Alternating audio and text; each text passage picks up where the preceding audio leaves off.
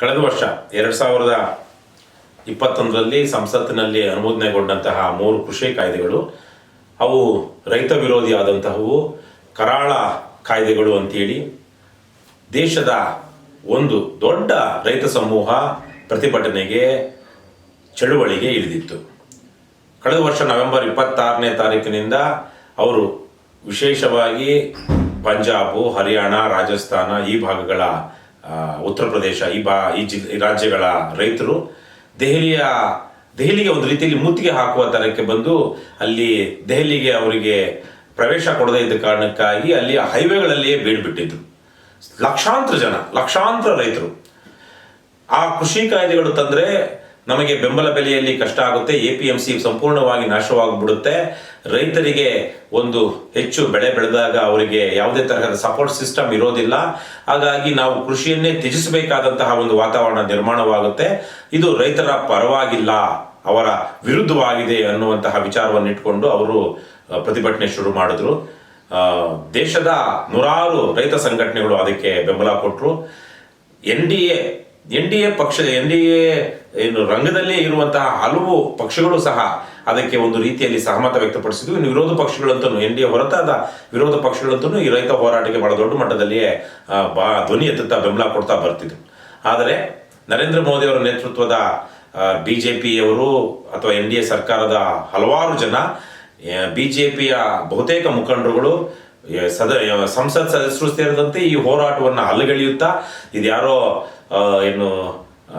ಖಾಲಿಸ್ತಾನ್ ಭಯೋತ್ಪಾದಕರು ಮಾಡ್ತಾ ಇರುವಂತಹ ಪ್ರತಿಭಟನೆ ಅನ್ನುವಂತಹ ರೀತಿಯಲ್ಲಿ ಅಲ್ಲಿರುವಂತಹ ರೈತ ಹೋರಾಟದಲ್ಲಿ ಬಹುಮುಖ್ಯ ಪಾತ್ರ ವಹಿಸಿದ್ದಂತಹ ಸಿಖ್ ಸಮುದಾಯದ ರೈತರನ್ನ ಹೀಯಾಳಿಸುವಂತಹ ಮತ್ತು ಅವರ ಮೇಲೆ ಒಂದು ಅಪಪ್ರಚಾರ ಮಾಡುವಂತಹ ಕೆಟ್ಟ ಮಾತುಗಳನ್ನು ಸಹ ಆಡ್ತಾ ಬಂದರು.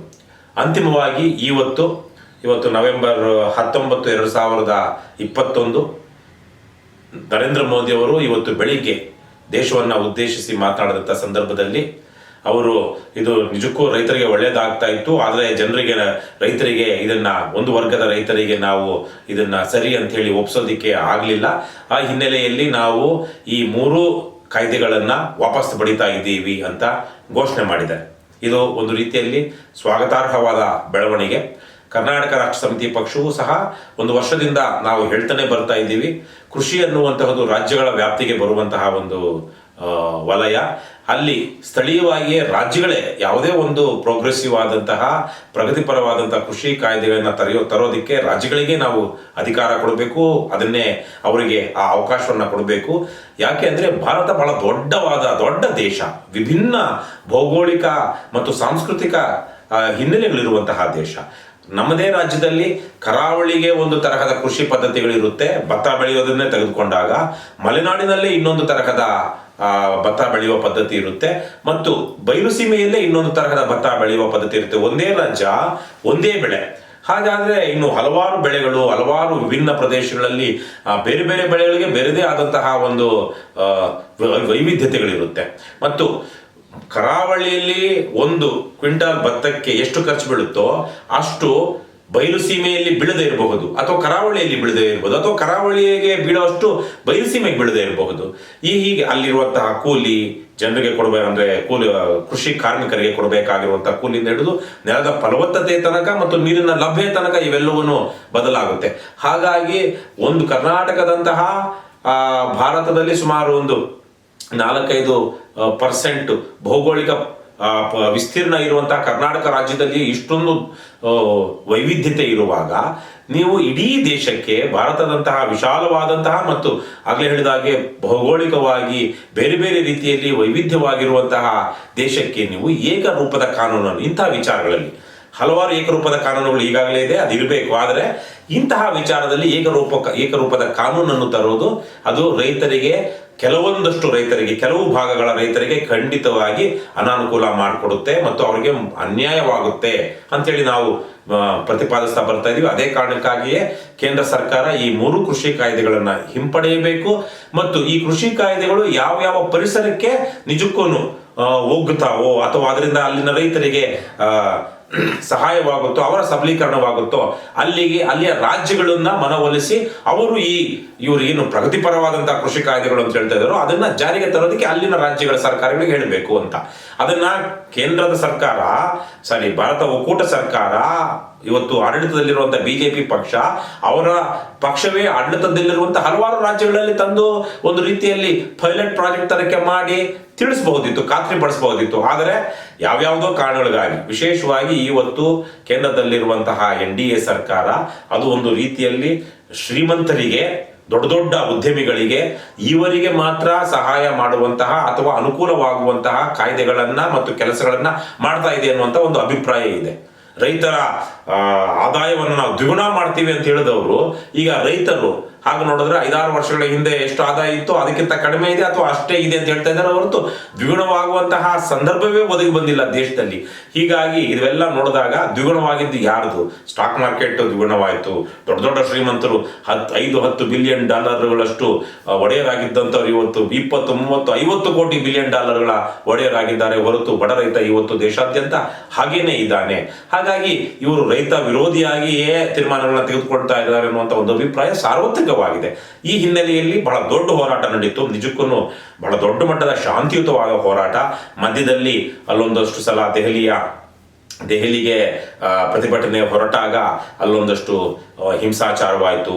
ಇತ್ತೀಚೆಗೆ ತಾನೇ ಬಿಜೆಪಿಯ ಇವತ್ತಿನ ಭಾರತ ಒಕ್ಕೂಟ ಸರ್ಕಾರದ ಗೃಹ ಖಾತೆಯ ರಾಜ್ಯ ಸಚಿವರ ಕಾರೇನೆ ಅವರ ಮಗ ಇದ್ದಾನೆ ಅಂತ ಹೇಳಲಾಗ್ತಾ ಇದೆ. ತನಿಖೆ ನಡೀತಾ ಇದೆ. ಅವರ SUVನೇ 3-4 ರೈತರನ್ನ ಕೊಂದಾಕ್ತು. ಇನ್ನು ಕೆಲವೊಂದು ದೃಶ್ಯಾವಳಿಗಳಂತೂ ಪ್ರತಿಭಟನಾ ನಿರತ ರೈತರ ಮೇಲೆ, ವೃದ್ಧರ ಮೇಲೆ ಪೊಲೀಸರು ಎಷ್ಟೆಲ್ಲ ದಮನಕಾರಿಯಾಗಿ ಹತ್ತಿಕ್ಕೋದಿಕ್ಕೆ ಪ್ರಯತ್ನಿಸಿದ್ರು. ಇವೆಲ್ಲವನ್ನು ದೇಶ ಇವತ್ತು ವಿಶೇಷವಾಗಿ ಸಾಮಾಜಿಕ ಮಾಧ್ಯಮಗಳ ಮೂಲಕ ಕಂಡಿದೆ. ಅದೇ ತರಹಕ್ಕೆ ನಾನಾ ತರಹದ ಅಪಪ್ರಚಾರವನ್ನು ಮಾಡೋದ್ರ ಮೂಲಕ ರೈತರ ಒಂದು ಆತ್ಮವಿಶ್ವಾಸವನ್ನು ಕುಗ್ಗಿಸುವಂಥ ಕೆಲಸವನ್ನು ಬಿಜೆಪಿಯವರು ಮಾಡಿದ್ರು. ಅವಹೇಳನ ಮಾಡಿದ್ರು, ತಿರಸ್ಕಾರ ಮಾಡಿದ್ರು, ಫೇಕ್ ನ್ಯೂಸ್ಗಳನ್ನು ಹರಡಿದ್ರು. ಅಷ್ಟೆಲ್ಲ ಇದ್ರೂ ನಿಜಕ್ಕೂ ಆ ಒಂದು ಸಂಯುಕ್ತ ಕಿಸಾನ್ ಮೋರ್ಚಾ ಏನಿದೆ ಅವರು ಬಹಳ ಗಟ್ಟಿಯಾಗಿ ನಿಂತರು. ಉತ್ತರ ಪ್ರದೇಶ, ಪಂಜಾಬ್, ಹರಿಯಾಣ, ರಾಜಸ್ಥಾನ ಈ ಭಾಗಗಳಲ್ಲಿ ದೊಡ್ಡ ದೊಡ್ಡ ರೀತಿಯಲ್ಲಿ ಸಂಘಟನೆಯನ್ನ ಮಾಡಿ ಇಲ್ಲಿಯ ತನಕ ಅಲ್ಲಿ ಯಾವುದೇ ತರಹಕ್ಕೆ ಕಾನೂನು ಸುವ್ಯವಸ್ಥೆ ಹದಗೆಡದ ರೀತಿಯಲ್ಲಿ ಅಲ್ಲಿ ದೆಹಲಿಯ ಸುತ್ತಮುತ್ತಲ ಎಲ್ಲೆಲ್ಲ ಹೈವೇಗಳಲ್ಲಿ ಬೀಡುಬಿಟ್ಟಿದ್ರೋ ಅಲ್ಲಿ ನೋಡಿಕೊಂಡ್ರು. ಸರ್ಕಾರವೇ ಇವರು ಹೈವೇಗಳಲ್ಲೇ ಉಳಿಬೇಕು, ಇವರು ಈ ಕಡೆನೂ ಬರಬಾರ್ದು, ದೆಹಲಿಗೆ ಬರಲೇಬಾರ್ದು ಅಂತೇಳಿ ಆ ಹೈವೇಗಳನ್ನು ಮುಚ್ಚಿದ್ದೇ ಸರ್ಕಾರ. ಹಾಗಾಗಿ ಅವರು ಮುಚ್ಚಿದ್ದಂಥ ಹೈವೇಗಳಲ್ಲಿ ರಸ್ತೆಯಲ್ಲಿಯೇ ಡೇರಾ ಹಾಕ್ಕೊಂಡು ಟ್ರಾಲಿಗಳನ್ನ ಇಟ್ಟುಕೊಂಡು ಅಲ್ಲಿ ಅಡಿಗೆ ಮಾಡಿಕೊಂಡು ಬಹಳ ಸುದೀರ್ಘವಾದಂತಹ, ಚಾರಿತ್ರಿಕವಾದಂತಹ, ಸ್ಫೂರ್ತಿದಾಯಕವಾದಂತಹ ಹೋರಾಟವನ್ನ ರೈತರು ಮಾಡಿದ್ರು. ಅವರ ಹಲವಾರು ವಿಚಾರಗಳ ಬಗ್ಗೆ ಸಹಮತ ಇರಲಿ ಇಲ್ಲದೇ ಇರಲಿ, ನನಗೂ ಕೆಲವೊಂದು ವಿಚಾರಗಳ ಬಗ್ಗೆ ಆ ಕೃಷಿ ಕಾಯ್ದೆಗಳಲ್ಲಿ ಕೆಲವೊಂದು ನಿಜಕ್ಕೂ ಅದರಲ್ಲಿ ರೈತರಿಗೆ ಅನುಕೂಲವಾಗೋದು ಇರಬಹುದು, ಅದನ್ನು ನಾವು ಪರಿಗಣಿಸಬೇಕು ಅಂತ ನಾವು ಹಲವಾರು ಸಂದರ್ಭಗಳಲ್ಲಿ ಹೇಳಿದ್ವಿ. ಆದರೆ ಅನಾನುಕೂಲವಾಗಿರುವಂತಹ ವಿಚಾರಗಳಿದ್ದಾಗ ಪ್ರಜಾಪ್ರಭುತ್ವದಲ್ಲಿ ಯಾವುದೇ ಕಾಯ್ದೆ ಆಗಲಿ ಜನರ ವಿಶ್ವಾಸವನ್ನ ಪಡೆಯದೆ ಅದು ಜಾರಿ ಆಗೋದಾಗ್ಲಿ ಯಶಸ್ವಿ ಆಗೋದಾಗ್ಲಿ ಸಾಧ್ಯವಿಲ್ಲ. ಹಾಗಾಗಿ ಇಂತಹ ಸಂದರ್ಭದಲ್ಲಿ ಬಹುತೇಕ ಇತರ ಬಹುಸಂಖ್ಯಾತ ರೈತರು ಇದರ ವಿರುದ್ಧವಾಗಿದ್ದಾರೆ. ಅವರಿಗೆ ನಿಮ್ಮ ಸರ್ಕಾರದ ಬಗ್ಗೆ ಆಗಲಿ ಅಥವಾ ಈ ಕಾಯ್ದೆಗಳ ಬಗ್ಗೆ ಆಗಲಿ ಏನೋ ಒಂದು ವಿಶ್ವಾಸದ ಕೊರತೆ ಇದೆ ಅಂದಾಗ ಅವ್ರನ್ನ ಒಪ್ಪಿಸಿ ನೀವು ಕಾಯ್ದೆಯನ್ನ ಜಾರಿ ಮಾಡಿ ಅಂತೇಳಿ ನಾವು ಕರ್ನಾಟಕ ರಾಷ್ಟ್ರ ಸಮಿತಿ ಪಕ್ಷ ಹೇಳ್ತಾ ಬರ್ತಾ ಇದ್ವಿ. ಆ ಹಿನ್ನೆಲೆಯಲ್ಲಿ ನಾವೂ ಕೆಲವೊಂದಷ್ಟು ಭಿನ್ನಾಭಿಪ್ರಾಯಗಳನ್ನ ಇಟ್ಕೊಂಡು ನೋಡಿದಾಗ ನಿಜಕ್ಕೂ ರೈತ ಹೋರಾಟ ಮಾತ್ರ ಇದು ಸ್ವತಂತ್ರ ಭಾರತದ ಇತಿಹಾಸದಲ್ಲಿಯೇ ದೀರ್ಘವಾದದ್ದು, ಅಹಿಂಸಾತ್ಮಕವಾದದ್ದು, ಸ್ಫೂರ್ತಿದಾಯಕವಾದದ್ದು, ಹೆಮ್ಮೆ ಪಡುವಂಥದ್ದು. ಸೊ ಈ ಹೊತ್ತಿಗೆ ಪ್ರಧಾನಮಂತ್ರಿಗಳು ಒಂದು ರೀತಿಯಲ್ಲಿ ರೈತರ ಕ್ಷಮೆ ಕೇಳಿದ್ದಾರೆ, ನನಗೆ ಒಪ್ಪಿಸೋದಿಕ್ಕಾಗಲಿಲ್ಲ ಅಂತ ಅವರು ಹೇಳಿದ್ದಾರೆ. ಪ್ರಜಾಪ್ರಭುತ್ವದಲ್ಲಿ ಜನರ ಸಕಾರಣವಾದಂತಹ ಭಾವನೆಗಳಿಗೆ ಬೆಲೆ ಕೊಡುವಂತಹದ್ದು ಅದು ದೌರ್ಬಲ್ಯವಲ್ಲ. ಇದು ಈಗ ಭಾರತ ಒಕ್ಕೂಟ ಸರ್ಕಾರವಾಗಲಿ, ಪ್ರಧಾನಿ ನರೇಂದ್ರ ಮೋದಿ ಅವರಾಗಲಿ ಹೀಗೆ ಏನು ನಾವು ಹಿಂಪಡಿತಿದ್ದೀವಿ ಕಾಯ್ದೆ ಅಂತ ಹೇಳುವಂತಹದ್ದು ಅದನ್ನ ದೌರ್ಬಲ್ಯ ಅಂತ ನಾವು ಭಾವಿಸಬಾರದು. ನಾನು ಅದನ್ನು ದೌರ್ಬಲ್ಯ ಅಂತ ಭಾವಿಸೋದಿಲ್ಲ, ಪ್ರಧಾನಿಗಳ ಅಥವಾ ಸರ್ಕಾರದ ದೌರ್ಬಲ್ಯ ಅಂತ ಭಾವಿಸೋದಿಲ್ಲ. ಅವರು ಈಗಲಾದರೂ ಜನರ ಸಕಾರಣವಾದಂತಹ ಭಾವನೆಗಳಿಗೆ ಮತ್ತು ಮಾತುಗಳಿಗೆ ಬೆಲೆ ಕೊಟ್ಟಿದ್ದಾರೆ ಅಂತ ಭಾವಿಸಬೇಕು. ಅದು ಸ್ವಾಗತಾರ್ಹ. ಮತ್ತು ಹಾಗೆ ನಡೆದುಕೊಳ್ಳೋದು ಯಾವುದೇ ಒಂದು ಸರ್ಕಾರದ ಅಥವಾ ಅದರ ಮುಖಂಡರ ಜವಾಬ್ದಾರಿ ಹೌದು ಮತ್ತು ಅದು ಹಿರಿಮೆಯೂ ಹೌದು. ಆದರೆ ಇದೆಲ್ಲದರ ಮಧ್ಯೆ ಈಗಲೂ ಹಲವಾರು ತರಹದ ಪ್ರತಿಕ್ರಿಯೆಗಳು ಬರ್ತಾ ಇದೆ. ಈ ಸಂದರ್ಭದಲ್ಲಿ ಒಂದೆರಡು ಪ್ರತಿಕ್ರಿಯೆಗಳ ಬಗ್ಗೆ ನಾನು ಮುಖ್ಯವಾಗಿ ಪ್ರಸ್ತಾಪಿಸಬೇಕು. ವಿಶೇಷವಾಗಿ ರೈತ ಮುಖಂಡರಾದಂತಹ ಟಿಕಾಯತ್ ಅವರು MSP ವಿಚಾರವಾಗಿ ಏನು ಮಿನಿಮಮ್ ಸಪೋರ್ಟ್ ಪ್ರೈಸ್, ಕನಿಷ್ಠ ಬೆಂಬಲ ಬೆಲೆ ಅಂತ ಉತ್ಪನ್ನಗಳಿಗೆ, ರೈತರ ಬೆಳೆಗಳಿಗೆ ಕೊಡುವಂತಹ ಬೆಂಬಲ ಬೆಲೆ ಏನಿದೆ ಆ ವಿಚಾರವಾಗಿ ಇನ್ನೂ ಸಹ ನಮಗೆ ಒಂದಷ್ಟು ಸ್ಪಷ್ಟತೆ ಬೇಕಾಗಿದೆ. ಮತ್ತು ಈ ಕಾಯ್ದೆ ಜೊತೆಗೆ ಇನ್ನೂ ಹಲವಾರು ಈ ಕಾಯ್ದೆಯನ್ನು ಹಿಂಪಡೆಯೋದ್ರ ಜೊತೆಗೆ ಹಲವಾರು ಸುಧಾರಣೆಗಳು ಆಗಬೇಕಾಗಿದೆ ಅಂತ ಹೇಳ್ತಾ ಇದ್ದಾರೆ. ಅದರ ಜೊತೆಗೆ ಇನ್ನೊಂದಷ್ಟು ಜನ ಏನು ಇದು ಈಗ ಹಿಂಪಡೆದಿದ್ದೀವಿ ಅಂತ ಘೋಷಣೆ ಮಾಡಿದ್ದಾರೆ, ಕೇಂದ್ರ ಸರ್ಕಾರ ಇದನ್ನ ಸಂಸತ್ತಿನಲ್ಲಿ ಹಿಂಪಡಿಬೇಕು, ಅಲ್ಲಿ ತನಕ ನಮಗೆ ಖಾತ್ರಿ ಇಲ್ಲ ಅಂತ ಹೇಳ್ತಾ ಇದ್ದಾರೆ. ಹಾಗಾಗಿ ಹಲವಾರು ಗೊಂದಲಗಳಿದೆ. ಆದ್ರೆ ನನಗಂತೂ ಪ್ರಧಾನಿಯವರೇ ಬಂದು ಈಗ ಹೇಳಿರೋದ್ರಿಂದ ನಾವು ಅದನ್ನ ವಿಶ್ವಾಸ ಇಡಬೇಕು, ನಾವು ಅವ್ರು ಹಿಂಪಡೆದಿದ್ದಾರೆ ಅಂತಲೇ ಭಾವಿಸಬೇಕು. ಇದೇನು ಮಿಕ್ಕಿದ್ದೇನಾದ್ರೂ ಇದ್ರೆ ಅದು ತಾಂತ್ರಿಕವಾದಂತಹ ವಿಚಾರಗಳು ಸಂಸತ್ತಿನಲ್ಲಿ ಆಗುವಂಥದ್ದು, ಅದಕ್ಕೆ ಎಳೆದಾಡಬಾರದು ಅಂತ. ಇನ್ನೊಂದು ಮುಖ್ಯವಾಗಿ ಚುನಾವಣೆಯನ್ನು ಗುರಿಯಾಗಿಟ್ಟುಕೊಂಡು ಈಗ ಹಿಂಪಡೆದಿದ್ದಾರೆ ಅಂತ ಬಹುತೇಕವಾಗಿ ಅದರಲ್ಲಿ ಒಂದಷ್ಟು ಸತ್ಯಾಂಶ ಇದ್ದೇ ಇದೆ. ವಿಶೇಷವಾಗಿ ಇತ್ತೀಚಿನ ಉಪಚುನಾವಣೆಯಲ್ಲಿ ಬಿಜೆಪಿ ಪಕ್ಷಕ್ಕೆ ದೇಶಾದ್ಯಂತ ಹಲವಾರು ಕಡೆ ಹಿನ್ನಡೆಯಾಯಿತು. ಹಾಗೇನೆ ಇಷ್ಟರಲ್ಲಿಯೇ ದೇಶದ ಅತಿ ದೊಡ್ಡ ಜನಸಂಖ್ಯೆ ಇರುವಂತಹ ರಾಜ್ಯವಾಗಿರುವಂತಹ ಉತ್ತರ ಪ್ರದೇಶದಲ್ಲಿ ಮತ್ತು ಪಂಜಾಬಿನಲ್ಲಿ ಹೀಗೆ 5-6 ರಾಜ್ಯಗಳಲ್ಲಿ ಸಾರ್ವತ್ರಿಕ ವಿಧಾನಸಭಾ ಚುನಾವಣೆಗಳು ಬರ್ತಾ ಇದೆ. ಅವರಿಗೆ ಉತ್ತರ ಪ್ರದೇಶವನ್ನ ಉಳಿಸ್ಕೊಳ್ಳಲೇಬೇಕಾಗಿದೆ. ಉತ್ತರ ಪ್ರದೇಶದಲ್ಲಿ ಇವರು ರಾಕೇಶ್ ಸಿಂಗ್ ಟಿಕಾಯ್ತು ಈ ತರಹದ ರೈತ ಹೋರಾಟಗಾರರು ಬಹಳ ದೊಡ್ಡ ಮಟ್ಟದಲ್ಲಿ ಇವತ್ತು ಪ್ರತಿರೋಧವನ್ನ ಕಟ್ಟಿದ್ದಾರೆ ಮತ್ತು ಜನರ ಒಲವನ್ನ ಸಂಪಾದಿಸಿದ್ದಾರೆ. ಹಾಗಾಗಿ ಈಗ ನಾವು ಇದನ್ನ ಹಿಂಪಡಿದೆ ಇದ್ರೆ ನಮಗೆ ಮುಂದಿನ ವಿಧಾನಸಭಾ ಚುನಾವಣೆ ಏನಿದೆ 3-4 ತಿಂಗಳಲ್ಲಿ ಬರುವಂತಹದ್ದು ತುಂಬಾ ದೊಡ್ಡ ಮಟ್ಟದ ಹಿನ್ನಡೆ ಆಗುತ್ತೆ, ಸೋಲಲೂಬಹುದು ಅನ್ನುವಂತಹ ಒಂದು ಸಂದೇಶ ಬಿಜೆಪಿಯವರಿಗೆ ರವಾನೆ ಆಗಿದೆ. ಅದಕ್ಕಾಗಿಯೇ ಹಿಂಪಡೆದಿದ್ದಾರೆ ಅಂತ ಹೇಳ್ತಾ ಇದ್ದಾರೆ. ಇದನ್ನ ಸರ್ಕಾರ ಇನ್ನೊಂದು ಬೇರೆ ರೀತಿಯಲ್ಲಿ ನಿಭಾಯಿಸಬಹುದಿತ್ತು. 1-2-3 ತಿಂಗಳಿಂದ ಈ ರೈತ ಹೋರಾಟಗಾರರ ಜೊತೆ ಸಂವಾದವನ್ನ ಮಾಡಿ ಅವ್ರು ಹೌದು ನಾವು ನಿಮ್ಮ ವಿಚಾರವನ್ನ ಒಪ್ಕೊಂಡಿದ್ದೀವಿ, ಇದರ ನಿಮಗೆ ಒಂದಷ್ಟು ಇದೇ ಮಾತನ್ನ ಪ್ರಧಾನಿಯವರ ಬದಲಿಗೆ ರೈತ ಇಲಾಖೆಯ ಮಂತ್ರಿಗಳೇ ಹೇಳಿ ಅವರು ಅದನ್ನ ಹಿಂಪಡಿಬಹುದಾಗಿತ್ತು. ಆದ್ರೆ ಇವತ್ತು ಪ್ರಧಾನಮಂತ್ರಿಗಳೇ ಬಂದು ಹೇಳಿರುವಂತಹ ಕಾರಣವನ್ನ ನೋಡಿದಾಗ ಮತ್ತು ಚುನಾವಣೆ ಇರೋದನ್ನ ನೋಡಿದಾಗ ಇದು ಚುನಾವಣೆಯನ್ನ ದೃಷ್ಟಿಯಲ್ಲಿಟ್ಟುಕೊಂಡೇ ಇತ್ತೀಚಿನ ಹಿನ್ನಡೆ ಮತ್ತು ಬರಲಿರುವಂತಹ ಚುನಾವಣೆಯ ಪ್ರಾಮುಖ್ಯತೆಯನ್ನ ಗಮನದಲ್ಲಿಟ್ಟುಕೊಂಡು ಈಗ ಹಿಂಪಡೆದಿದ್ದಾರೆ ಅಂತ ಹೇಳಲಾಗ್ತಾ ಇದೆ. ಹಾಗಾಗಿ ಭಾರತ ಒಕ್ಕೂಟ ಸರ್ಕಾರದ ನಡವಳಿಕೆ ಅಪ್ರಾಮಾಣಿಕವಾದದ್ದು ಅನ್ನುವಂತಹ ಅಭಿಪ್ರಾಯ ಇದೆ. ನಮಗೂ ಅದು ಆ ಮಾತಿನಲ್ಲಿ ಸತ್ಯಾಂಶ ಇದೆ ಅಂತ ಅನ್ನಿಸಿದೆ. ಆದರೆ ಇದರ ಹೊರತಾಗಿಯೂ ಈಗ ನಾವು ಭಾರತದ ಪ್ರಧಾನಿಯಲ್ಲಿ ಅವರು ಹಿಂಪಡೆದಿದ್ದಾರೆ, ನಮ್ಮ ಹೋರಾಟವನ್ನ ಗೌರವಿಸಿದ್ದಾರೆ ಅನ್ನುವಂತಹದನ್ನ ಗಮನದಲ್ಲಿಟ್ಟುಕೊಂಡು ರೈತ ಹೋರಾಟಗಾರರು ದೆಹಲಿಯಲ್ಲಿ ಏನು ಬೀಳ್ಬಿಟ್ಟಿದ್ದಾರೆ, ಅವರೆಲ್ಲರೂ ತಮ್ಮ ಹೊಲ ಮನೆ ಗದ್ದೆಗಳಿಗೆ ಹಿಂದಿರುಗಿ ಏನು ದೇಶವಾಸಿಗಳಿಗೆ ಅನ್ನವನ್ನು ಕೊಡುವಂತಹ ಒಂದು ಕೃಷಿ ಕೆಲಸದಲ್ಲಿ ತೊಡಗಬೇಕು ಅಂತ ಕರ್ನಾಟಕ ರಾಷ್ಟ್ರ ಸಮಿತಿ ಪಕ್ಷ ಆಶಿಸುತ್ತೆ. ನಾವು ಇದನ್ನ ಹಿಂಪಡಿಲಿಲ್ಲ ಅಥವಾ ಅದಕ್ಕೇನಾದ್ರು ತಾಂತ್ರಿಕ ತೊಂದರೆಗಳು ಇದೆ ಅಂತ ಹೇಳಿ ಏನಾದರೂ ಪ್ರಧಾನಿ ನರೇಂದ್ರ ಮೋದಿ ಅವರು ಮತ್ತು ಅವರ ಪಕ್ಷ ಜನರಿಗೆ ಮೋಸ ಮಾಡಿದ್ದೇ ಆದರೆ ಮತ್ತೆ ಹೋರಾಟ ಇದ್ದೇ ಇರುತ್ತೆ. ಈಗ ಏನು ಅವರು ಹೋರಾಟ ಆರಂಭಿಸಿದ್ರು ಆ ಹೋರಾಟಕ್ಕೆ ನೈತಿಕ ಬಲ ಅಷ್ಟೇ ಅಲ್ಲ, ತಾಂತ್ರಿಕ ಬಲವೂ ಬಂದಿದೆ.